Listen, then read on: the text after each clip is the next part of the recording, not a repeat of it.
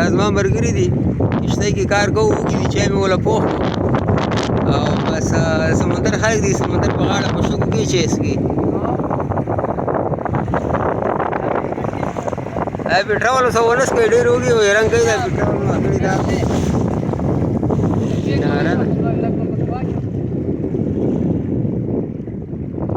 دا سامانونه مو نو کولاب کړي دي رنګ کوو